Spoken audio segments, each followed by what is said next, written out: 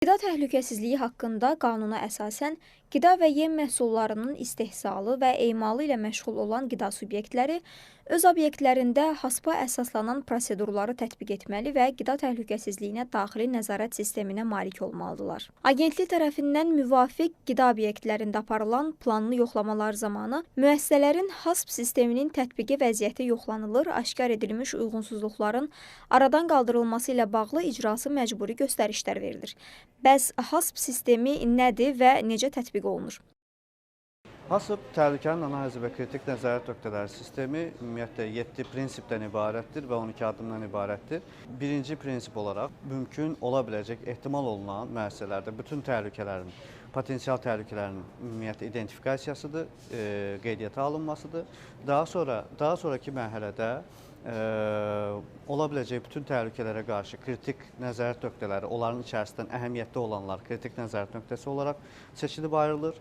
Daha sonraki mərhələlərdə kritik nəzarət nöqtələri ilə kritik limitlər təyin olunur. Kritik limitlər üçün monitorinq və izləmə prosedurları müəyyən olunur. Monitorinq və izləmə prosedurlarından kənara çıxmalarla bağlı düzəldici fəaliyyətlər təyin olunur. Növbəti mərhələdə isə validasiya və verifikasiya fəaliyyətləri yerinə yetirilməlidir və son olaraq da 7-ci mərhələdə bunlara dair ümumiyyətlə sənədləşmə və arxivlənmə sisteminin olması ümumiyyətlə HACCP sisteminin 7 prinsipini əhatə edir.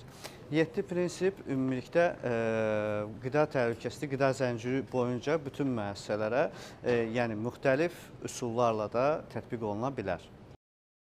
Bu sistem məhsulun təhlükəsizliyini təmin etməklə birbaşa keyfiyyətinin artırılmasına üstünlük verir. Kritik nəzarət nöqtələrini və onların kritik limitlərini müəyyənləşdirməklə və qeydlər aparmaqla müəssisələrin biznes prosesləri haqqında məlumatları asanlıqla əldə etməsinə şərait yaradır. İşçilər arasında qida təhlükəsizliyi anlayışlarının və vərdişlərinin yaradılması proseslərini sürətləndirir. Həmçinin HACCP qida müəssisələrində təhlükəsiz qida istehsalı üçün tələb olunan gigiyena şərtlərini müəyyən və təmin edir. İstehlakçıların sağlamlığına təhlükə yarada biləcək səbəbləri müəyyənləşdirməklə istehsal və xidmət mərhələlərində bu səbəbləri aradan qaldırır və etibarlılıq yaradır.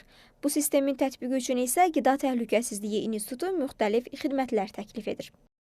Bunlar həm HACCP sisteminin tətbiqi ilə bağlı məsləhət xidmətləridir, tətbiqində qarşıya çıxa biləcək qiymətləndirmə xidmətləridir və onunla bağlı təlim xidmətləri də bu kompleks xidmətlərə aiddir və bununla bağlı artıq müəssisələrdən 200-dən çox müraciət əldə etmişik.